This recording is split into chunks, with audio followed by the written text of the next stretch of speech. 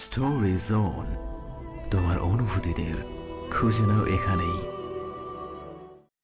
সিফাত এখানে থাকলে কি আপনার খুব বেশি অসুবিধা হবে আপা? আমাদের কিন্তু কোনো অসুবিধা নেই, একটা দিন থাক না আমাদের সাথে। মা, না না, তোমাদের কথা ভেবেই ওকে আমার সাথে নিয়ে যাওয়ার চিন্তা করেছিলাম। সে যাগে, সিফাত থাকুক এখানে, আমার কোনো সমস্যা নেই। যদি তোমাদের অসুবিধা হয় তাহলে আমাকে জানিও, আমি ওকে আমার কাছে নিয়ে যাব। এখন উঠি। সাফিয়া আপা চলে গেলেন। রুমে রইল কেবল ঘুমন্ত সিফাত আর অপরূপা। রুমটি যখন একদম নিস্তব্ধ, তখন কানে ঝিঝি পোকার ডাক ভেসে আসে অপরূপার।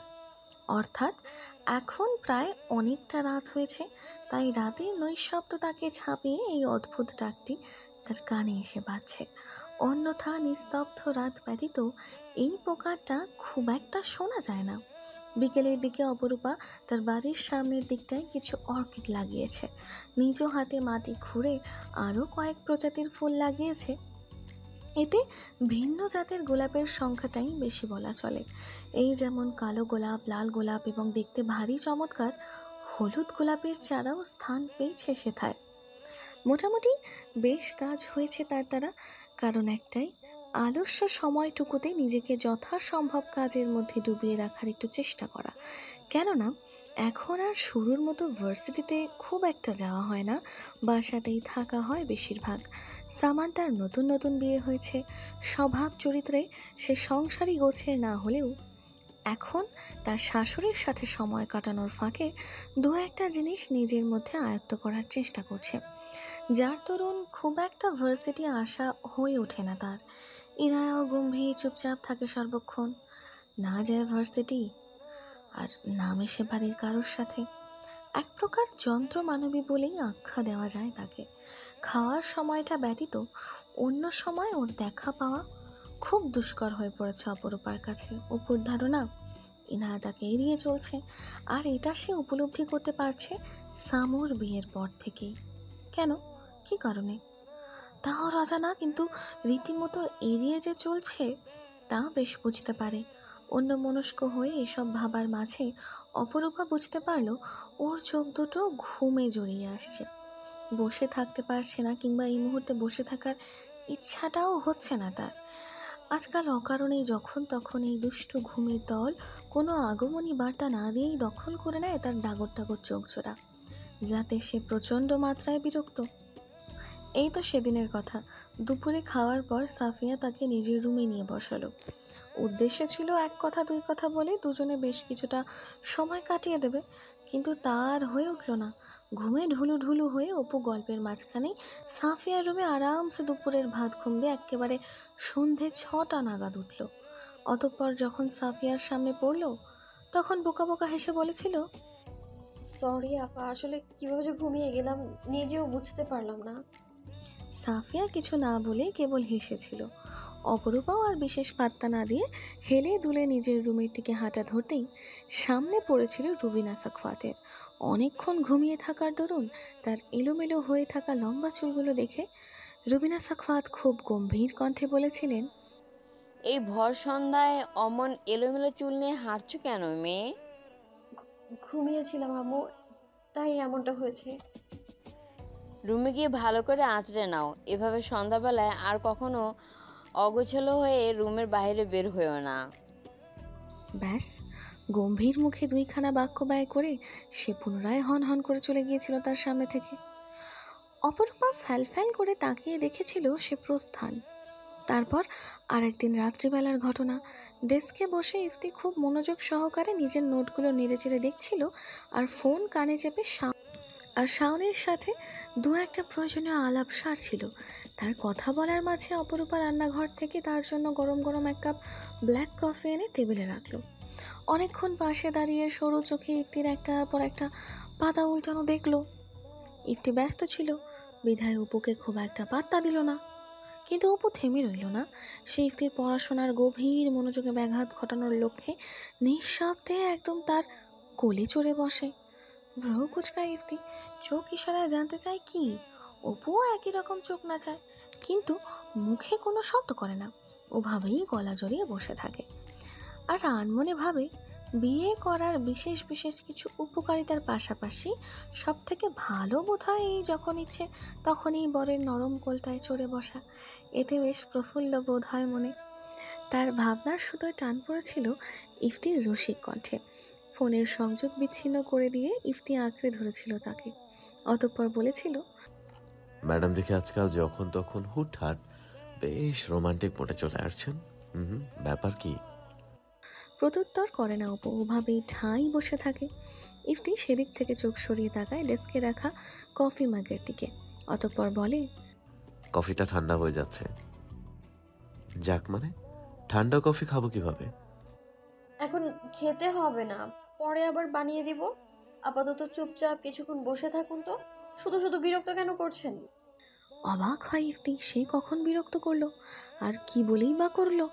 এখনো পর্যন্ত তো এমন কিছুই করেনি যাতে তার বউটা বিরক্ত অনুভব করবে। ভ্রু কুচকে এসব ভাবার মাঝেই আচমকা কপাল টান টান করে ঠোঁট বাঁকিয়ে হাসি ইফতি, ডান হাতের সাহায্যে অপুর মুখ তুলে তার ঘাড়ের কাছ থেকে হেয়ালি করে বলে ওঠে, বিরক্ত না করে যখন আমার উপর মিছেমিছে দোষারোপ করছো, তখন একটু বিরক্ত করাই যায়, কি বলো? বলা শেষ হতে না হতেই ইফতি অপরূপার দিকে ঝুঁকে যায়, আলতো করে চুমু খায় সহধর্মিণীর ঠোঁট যুগলে, কানের কাছে মুখ নিয়ে ফিসফিস করে শুধায়, I love your lips more than a cup of black coffee, my missus. I really freaking love it more and more. And also love your sweet smile, attractive eyes. Even I love this whole so much. ধীর কণ্ঠে বলা ইফতির এই গোটা গোটা ইংরেজিতে প্রকাশ করা ভালোবাসাময় বাণীগুলো শুনে অপরূপার উচিত ছিল খুব মনোযোগ সহকারে তা ভিতর থেকে গভীরভাবে অনুভব করা, আর 4-5টা বাঙালি বউয়ের মতো লজ্জায় লাল নীল হয়ে যাওয়া, এবং সেই লজ্জা থেকে সাময়িকের জন্য মুক্তির আশায় তার স্বামীর পক্ষেই মুখ গোজা। কিন্তু অপরূপা তার কিছুই করলো না, উল্টো ইফতির রোম্যান্টিকতার 12টা বাজিয়ে দিয়ে সে হাই তুলে বলে ওঠে, আমার না ভীষণ ঘুম পাচ্ছে। আপনি এক কাজ করুন, পড়াশোনা পাঠ চুকিয়ে নিজেও ঘুমিয়ে যান। রোজ রোজ কফি খাওয়া ভালো না, স্বাস্থ্যহানি হওয়ার সম্ভাবনা আছে। যদিও এই বিষয়ে বিজ্ঞান কি বলে তা আমি জানি না, জানার কথাও না, কারণ আমি মানবিক স্টুডেন্ট। তার উপর আবার পড়াশোনা করছি ইকোনমিক্স নিয়ে।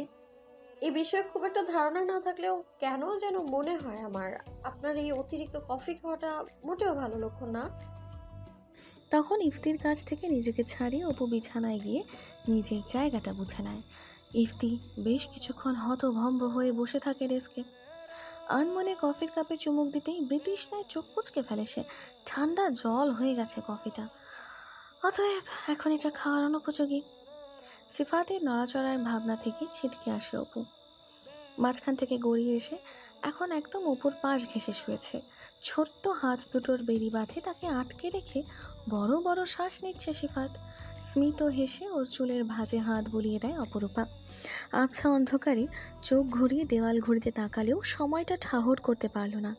ইফতি এখনও বাসায় ফেরেনি বলে উৎকণ্ঠার পাশাপাশি স্বল্প একটু অভিমানও যোগ হলো। ভাবলো আর কিছুক্ষণ জেগে থাকবে, অপেক্ষা করবে ইফতি আসা অব্দি, কিন্তু মনের ভাবনার ঘোর বিরোধিতা করে বসলো মস্তিষ্ক। দু চোখ ছাপিয়ে ঘুম এলো তার। ক্রমাগত বড় বড় হামি ওঠায় মস্তিষ্ককে জিতিয়ে দিয়ে অপু সিফাতকে জড়িয়ে ধরে ঘুমানোর চেষ্টা করে। রাতেও দেরি করে বাসায় ফিরেছে ইফতি, ক্লান্ত পরিশ্রান্ত দেহটা ঘামে চিপচিপে, চুলগুলো অপরিপাটি অবিন্যস্ত বিধায় যখন তখন বিরামহীন ওড়াউড়ি করছে। বলিষ্ঠ পিঠটায় আড়াআড়িভাবে ঝুলছে তার প্রিয় এপিফানি গিটারটা। বহুদিন পর অনেক ব্যস্ততার মাঝেও ধৈর্যশ্রী চত্বরে ছোট্ট পরিসরে একটা গানের আড্ডা জমেছে তাদের মাঝে। সেখানে বন্ধুরা ব্যতীত বেশ কয়েকজন জুনিয়র ছেলেপেলেও ছিল। সবাই মিলে একসাথে মন্টু মামার স্পেশাল জবার নির্যাস মিশ্রিত চা আর গানের মাধ্যমে দীর্ঘ একটা সময় পার করেছে হাসি মজায়। এই তো হাতে গোনা আর কিছুদিন মাত্র আছে তারা ইউনিভার্সিটিতে, অতঃপর ছেড়ে যেতে হবে তাদের এই প্রিয় ক্যাম্পাসটি। কেউ বা আরেক ধাপ এগিয়ে ক্যারিয়ারের গঠনের লক্ষ্যে ছাড়বে শহর। সব বন্ধুদেরকে আগের মতো করে খুব একটা একসাথে পাওয়া যাবে না এই চিরচেনা বট গাছটির নিচে বসে আড্ডা দেওয়ার জন্য। পাওয়া যাবে না আর ভার্সিটি চলাকালীন তাদের হাতে থাকা অপরিমেয় সময়টুকু। তাই সময় সুযোগ দুটোকেই কাজে লাগিয়ে অনেকক্ষণ একসাথে কাটিয়ে এসেছে তারা। ইফতি রুমে ঢোকা মাত্রই এসির ঠান্ডা হাওয়ায় ধীরে ধীরে শরীর থেকে বিলুপ্ত হতে থাকে পিঠ গড়িয়ে বেয়ে চলা ঘামবিন্দু। পুরনো অভ্যাস অনুযায়ী সুইচ বোর্ডে হাত লাগিয়ে লাইট অন করে বেডের দিকে তাকাতেই দেখা মেলে একে অপরকে আষ্টে পৃষ্ঠে জড়িয়ে থাকা সিফাত এবং অপরূপার। ঠান্ডায় জুবুথুবু দুজনেই। এসির তাপমাত্রা স্বাভাবিকের তুলনায় বেশি করে রাখা, গায়ের কমফোর্টারও মেঝেতে গড়াগড়ি খাচ্ছে, যাতে শরীরে তীব্র ঠান্ডা অনুভূত হওয়ার দরুন দুজনেই হাঁটু ভেঙে একদম গুটিসুটি মেরে বিছানায় মিশে আছে একে অপরের সাথে, একটু আরামদায়ক উষ্ণতার খোঁজে। সিফাতকে এখানে দেখে একটু বিস্মিত হলেও ওদের দুজনের ঘুমের স্টাইল দেখে না চাইতেও হেসে ফেলে ইফতি। সিফাত ছোট, তার এই নড়াচড়াটা মেনে নেওয়া গেলেও অপরূপাকে দেখে বারবার অবাক হতে হয় ইফতিকে। এত বড় মেয়ে অথচ ঘুমের কি ছিঁড়ি! বালিশ থাকবে এক কোণে আর সে থাকবে আরেক কোণে, হাত থাকবে একদিকে তো পা দুটো থাকবে ইফতির পেট আঁকড়ে। খুব অপরূপার খুবই অগোছালো ঘুম। এসির পাওয়ার কমিয়ে দিয়ে কমফোর্টারটা দুজনের গায়ে ভালো করে জড়িয়ে দেওয়ার সময় সিফাতের ব্যান্ডেজ করা হাত পা দেখতে পায় ইফতি।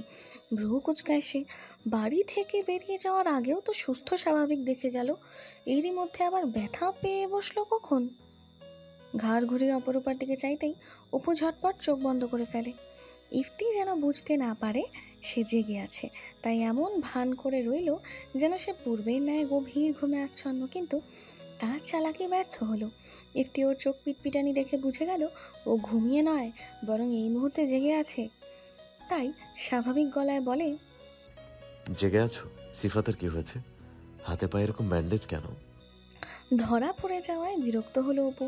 একবার ভাবলো কথা বলবে না, এভাবেই চুপচাপ ঘাপটি মেরে পড়ে থাকবে, কিন্তু পরক্ষণেই সেই ভাবনা বাদ দিয়ে ঘুম ঘুম গম্ভীর গলায় জবাব দিয়ে উঠল, বাগানে পড়ে গিয়ে ব্যথা পেয়েছে, তাই ইনু ব্যান্ডেজ করে দিয়েছে।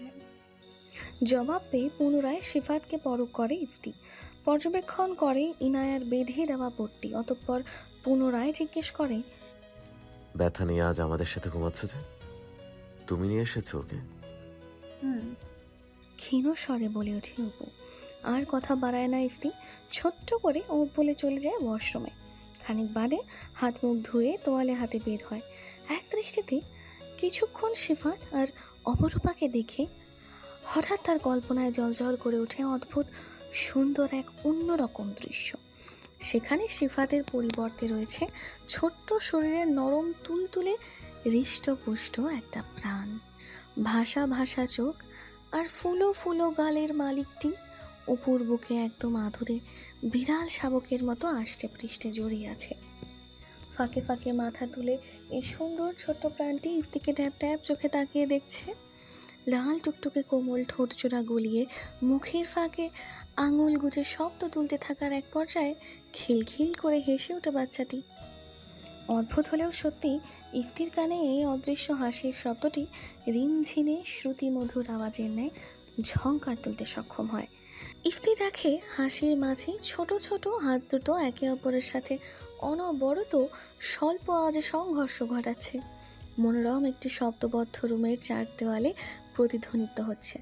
তার মনে হয় কথা বলতে না পারায় ছোট্ট প্রাণটি বুঝি তাকে হাতের ইশারায় কাছে যাওয়ার আহ্বান করেছে। তোয়ালে ছেড়ে মন্ত্রমুগ্ধের মতো কাছে এগোয় ইফতি। মৃদু কম্পিত বা হাতটি দিয়ে ছুঁয়ে দেওয়ার প্রয়াস চালায়, কল্পলোকে আগমন ঘটায় ফুলো ফুলো গালদয়ের মালিককে, কিন্তু তার হয়ে ওঠে না।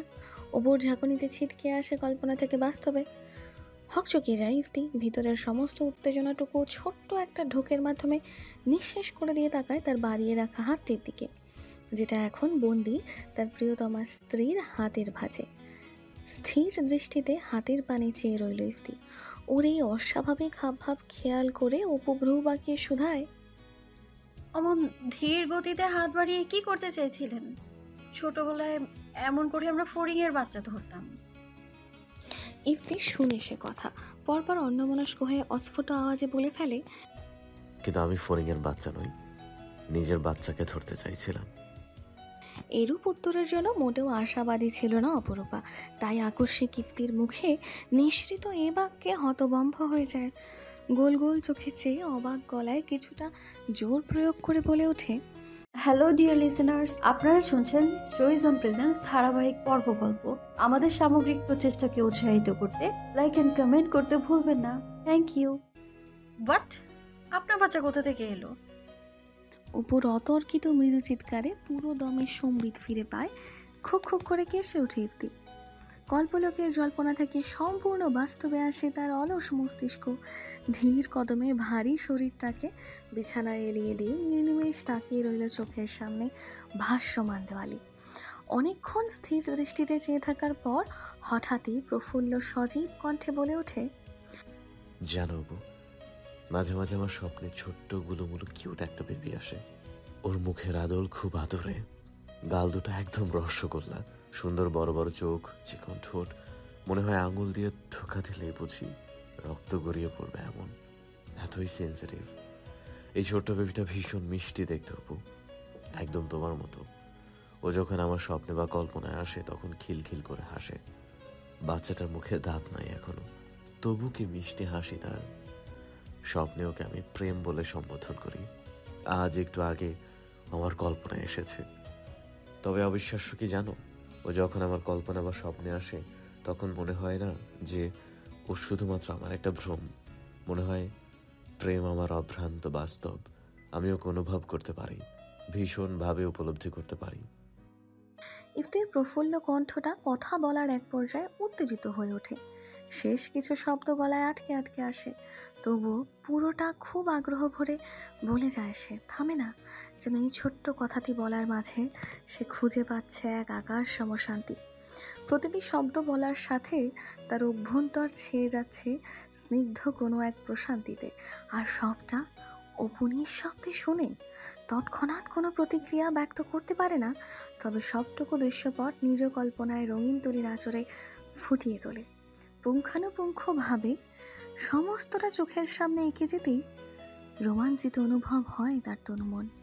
ভিতরের স্বতঃস্ফূর্ত ভাবটা প্রকাশ করতে ইচ্ছা হলেও পরক্ষণেই কিছু একটা ভেবে তা দমিয়ে নেয়। তবে বেশ কিছুক্ষণ পর আনমনে বলে ওঠে, আপনার কল্পনাটা ভীষণ সুন্দর। এটা কেবল কল্পনা না হয়ে যদি বাস্তব হতো তবু মন্দ হতো না।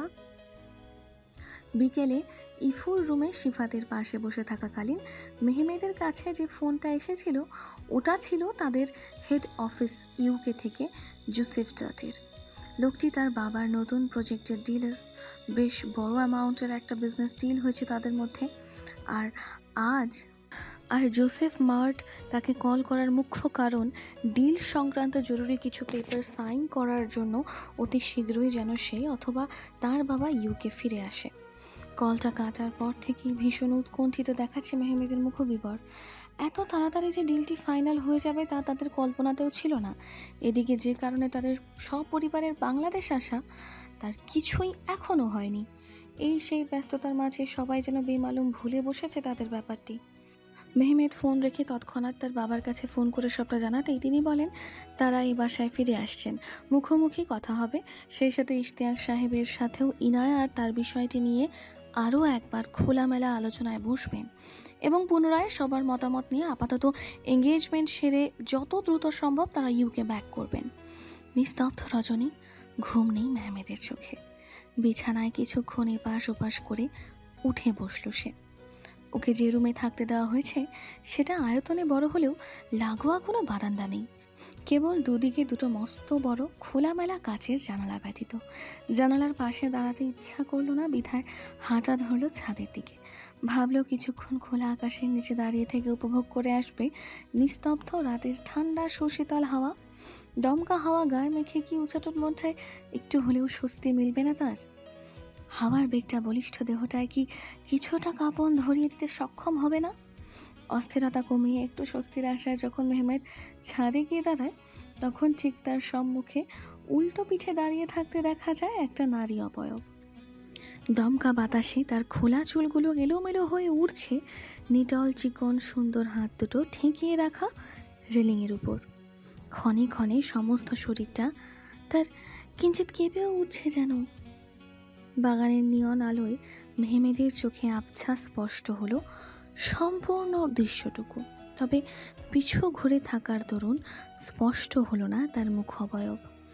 সহসা নারী অবয়বে চমকায় মেহমেদ। এত রাত্রিরে কে দাঁড়িয়ে এখানে? কোনো মেয়ের পক্ষে একলা একা এরকম ছাদে দাঁড়িয়ে থাকা কি সম্ভব?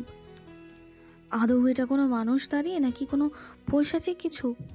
ছেলে হলেও ভূত পেতে মারাত্মক ভয়ভীতি কাজ করে মেহমেদের মাঝে। তাই অবচেতন মনে ভূত বলে চিৎকার করতে নিলেই পিছু ফিরে সেই নারী অবয়ব।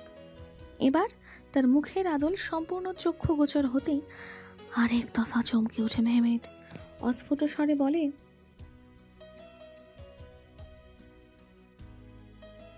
মেহমেদ প্রশ্ন করলো ঠিক, তবে ইনায়া শুনতে পেল না। আর না অন্ধকারে ঠাহর করতে পারল সে ব্যতীত নির্জন ছাদটায় আরও একজনের উপস্থিতি। স্বল্প সময়ের জন্য পিছু ফেলে পুনরায় আধারে নিমজ্জিত বিষণ্ণ আকাশের দিকে মনোযোগ মেলে ধরে ইনায়া।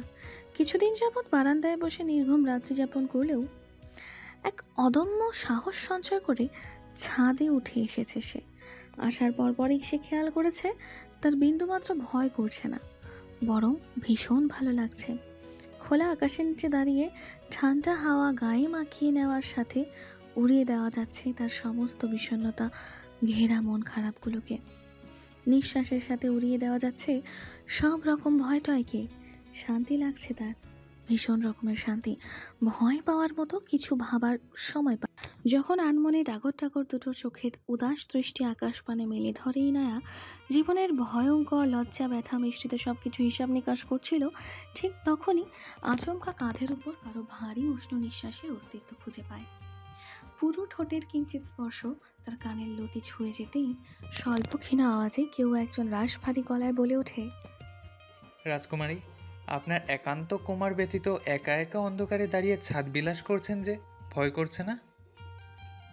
স্তব্ধ রাতে নিশাচর পক্ষীকুলের ভুতুরে ডাক আর নিগুড় অন্ধকারে খোলা আকাশের নিচে একা দাঁড়িয়ে ছাদের চারিদিকে ছড়িয়ে পড়া গোলাকার রূপলি চাঁদটির সুশোভিত জ্যোৎস্না বিলাসে মত্ত হয়ে নিজের মন খারাপগুলোকে ভাসিয়ে দিতে থাকা ইনায়া দৈবাত মেহমেদের বলা কথায় ভয়ে ছিটকে ওঠে।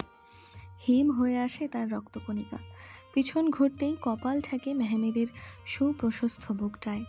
নাকি বাড়ি খায় তার তীব্র পুরুষালী কৃত্রিম সুগন্ধটা। মেহমেদের ব্যবহৃত পারফিউমের ঘ্রাণটা খুব সুন্দর। আরও বেশ কয়েকবার ইনায়া এই ঘ্রাণটি নসিকা গ্রন্থিতে টেনেছে, কিন্তু এই সুমিষ্ট ঘ্রাণটি ওকে বিমোহিত করতে পারে না, আর না সক্ষম হয় ক্ষণিকের জন্য কাবু করতে। সে শুধু মুগ্ধ হয় তার নিষ্ঠুর শ্যামপুরুষটির ঘরমাক্ত শরীরে নিজস্ব ঘ্রাণটিতে, যে ঘ্রাণে থাকে না কোনো কৃত্রিমতার কিঞ্চিত ছোঁয়া, থাকে কেবল নিজস্ব একটা ভাব। মেহমেদ নিঃসন্দেহে সুন্দর সুদেহী পুরুষ লোক। চমৎকার তার দেহের গঠন, প্রশংসনীয় বাচনভঙ্গি, যাকে বলে সব দিক থেকে একদম নজর কাড়া। চমৎকার বাহ্যরূপের এই মেহমেদের সাথে চাক্ষুষ ক্ষণিকের দর্শনে কোনো মেয়ে লোক একেবারের জন্য হলেও মুগ্ধ হতে বাধ্য হবে।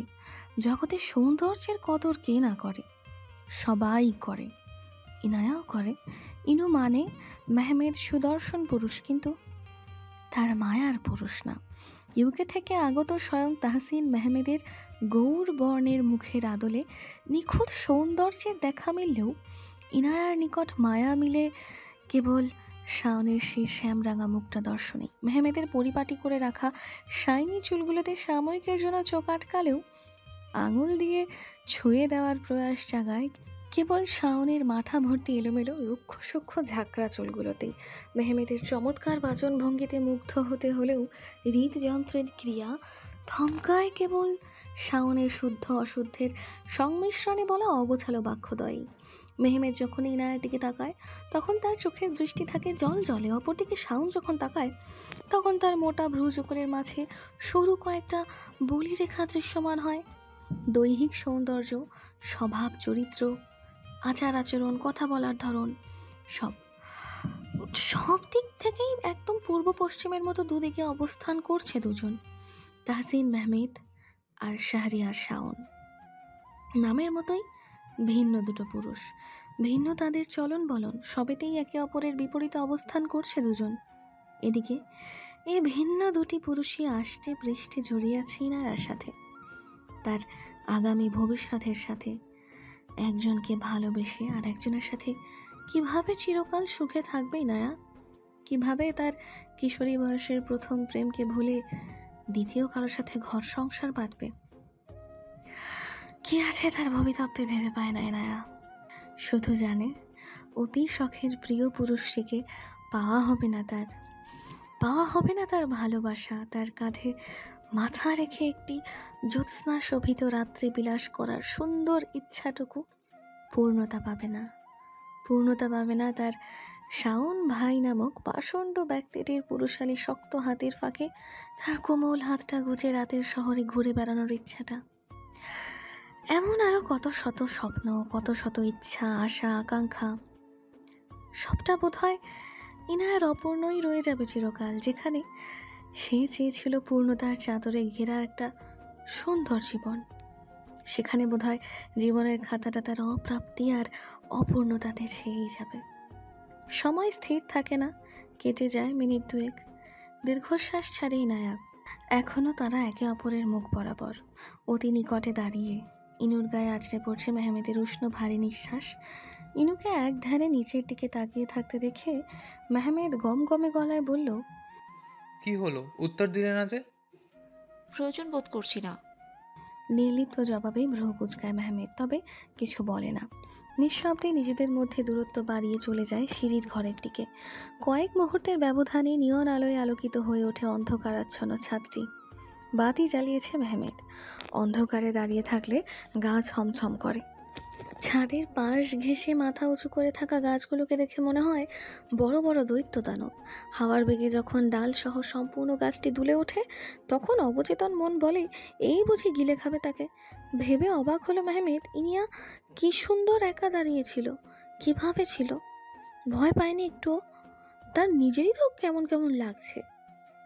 চুলটুল খোলা রেখে মাঝরাতে ছাদে এসে দাঁড়িয়ে আছেন, যদি ভূতের নজরে পড়েন তখন কি হবে ভেবে দেখেছেন? মেহমেদের সাথে কথা বলতে ইচ্ছা করলো না ইনায়ার। অনেকক্ষণ ধরে দাঁড়িয়ে থাকার দরুন পা দুটো ভেঙে আসছে তার। ব্যথায় ঝিনঝিন করছে পায়ের তালু। শ্রান্ত শরীরটা একটু বসার প্রয়োজন অনুভব করতেই নিচের দিকে হাঁটা ধরলো ইনায়া। যেতে যেতে গম্ভীর কণ্ঠে বলে গেল, ধুরু ভূতে। মেহমেদ স্থির চোখে চেয়ে দেখে ইনায়ার চলে যাওয়া। যখন সিঁড়ি ঘর পেরিয়ে একদম চোখের আড়াল হয়ে যায় ইনু, তখন স্মিত হাসে মেহমেদ। ধূসর মণিচূড়া মেলে ধরে আকাশ পানে। বিশাল আকাশে তখন পেঁজা তুলোর মতো কৃষ্ণাঙ্গ মেঘ আর উদয়মান থালার মতো মস্ত বড় চাঁদটি লুকোচুরি খেলার মতো। পাশে মিটমিট করে জ্বলছে বিষণ্ণ তারাগুলো। চুলের ভাঁজে হাত ফুলিয়ে মেহমেদ ভাবে ইনায়ার বিমর্ষ মুখশ্রী। পরপর আনমনে বলে, বিষাদনগরের বিষাদিনী মিস বিষণ্ণ ইনায়া, এখন নিজেকে যতই দুঃখের চাদরে মুড়িয়ে রাখুন না কেন, যেদিন আপনি চিরতরে আমার হবেন, আই প্রমিস, ঠিক সেদিন থেকে আমি ভালোবাসার ফোঁটা হয়ে আপনার সবটুকু বিষাদ বেদনা ধুয়ে মুছে সাফ করে দেব। আমার বিরুদ্ধে আপনাকে কোনো অভিযোগ রাখতে দেব না। শাওন ভাই, আমার মন আকাশের ব্যক্তিগত চাঁদ ছিলেন আপনি, যাকে বাহিরের আকাশে নয়, আমার নিজস্ব ব্যক্তিগত আকাশটিতে খুব যতনে সঙ্গোপনে লুকিয়ে রেখেছিলাম আমি, যেন আমি ব্যতীত অন্য কেউ সেই মায়াময় চাঁদটির হদিস না পায়। কিন্তু হ্যাঁ, আজ থেকে আপনাকে মুক্ত করে দিলাম, একদম মুক্ত বিহঙ্গের ন্যায়। আপনি ডাহুক পাখির মতো খোলা আকাশে উড়ে বেড়ান, বাউন্ডুলে হয়ে শ্যামল পৃথিবীতে ঘুরে বেড়ান। আমার আফসোস নেই, তবে দুঃখ থাকবে, আমার প্রেমকে গ্রহণ না করে নিষ্ঠুরভাবে প্রত্যাখ্যান করার দুঃখ। এই দুঃখ আমি আজীবন বয়ে বেড়াবো শাওন ভাই, আজীবন বয়ে বেড়াবো। চাঁদ মশাই, আপনার আলোয় আমাকে নাইবা শোভিত করলেন, কিন্তু অন্য কাউকেই মনোরম জ্যোৎস্নায় শোভিত হতে বঞ্চিত করবেন না যেন। তার সমস্ত ধরনীটা আপনার স্নিগ্ধ আলোয় আলোকিত করে দিয়েন। অপুর বিরহে তো চিরকাল পূর্বেন না, জানি সেটা। আন্টির জোড়াজুড়িতেই হোক বা তথাকথিত সমাজের দোহাই দিয়েই হোক, পুনর্বার আপনার জীবনে দ্বিতীয় নারীর আগমন ঘটবে। কবে ঘটবে সেটা ঠিক জানি না, তবে ঘটবে। আর নিঃসন্দেহে সে ভারী সৌভাগ্যবতী হবে শাওন ভাই, ভারী সৌভাগ্যবতী। এক্ষেত্রে আমার আফসোস রইল, আপনার জীবনের এই দ্বিতীয় নারীটি আমি হতে পারলাম না। না না, পারলাম না কই, হতে দিলেন না আপনি। সে যাই হোক, আজ কেন বহুদিন পর আপনার নামে উৎসর্গ করা এই শক্ত মলাটের ডায়েরিতে আমার অগোছালো হাতের লেখাগুলো লিখছি জানেন? হ্যালো ডিয়ার লিসেনার্স, আপনারা শুনছেন স্টোরিজ অন প্রেজেন্টস ধারাবাহিক পর্ব গল্প। আমাদের সামগ্রিক প্রচেষ্টাকে উৎসাহিত করতে লাইক এন্ড কমেন্ট করতে ভুলবেন না। Thank you.